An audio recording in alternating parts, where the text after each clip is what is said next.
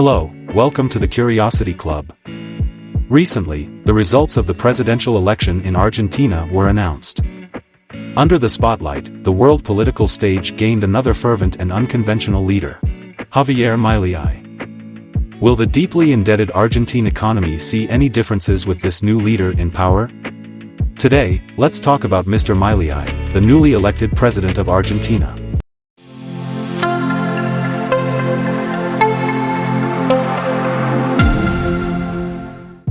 Let's take a look at who Mr. Milei is. Javier was an economist before entering politics. He authored books on politics and economics and taught economics at the university level. He was nicknamed the Crazy One since childhood and even served as a lead singer in a band and played football when he was younger. It does indeed carry a touch of the Argentine spirit. People are most fascinated by his unconventional behavior and extreme right-wing political views. At 52, Javier appears on stage like a rock star, with wild hair and exaggerated gestures to the tune of rock music. He is willing to dress in superhero or lion-like costumes, aiming to establish his heroic image in front of the public. During election rallies, he even raises a chainsaw, vowing to cut government spending on public services and reduce federal departments from 18 to 8. He labels himself an anarcho-capitalist, often calling political elites thieves and using quite a few swear words while speaking. ¡Zurdos, hijos de puta, tiemblen! ¡La libertad avanza! ¡Viva la libertad, carajo! During his rally, both these on stage and in the audience are stirred up, creating an electrifying ambience akin to a music event. Moreover, there are some of Javier's political proposals and extreme remarks that cannot be ignored. Let's cite a few examples. He advocates for free market principles, supports relaxing gun control, calls for the elimination of the central bank, and proposes direct use of the US dollar as Argentina's currency. He stands strongly against abortion but believes that the buying and selling of human organs should be regulated as a market. He even attacks the Argentine Pope, Francis, claiming that he is an evil leftist. Argentina is undergoing a 3-year natural drought, with experts suggesting that climate change has exacerbated its severity. However, Javier believes that climate change is a socialist lie. Something is familiar, right? Therefore, some compare him to America's Trump or Britain's Boris Johnson. However, Javier's emergence is a unique result of people's specific choices under particular circumstances. We previously had a video talking about why Argentina's economy has trouble.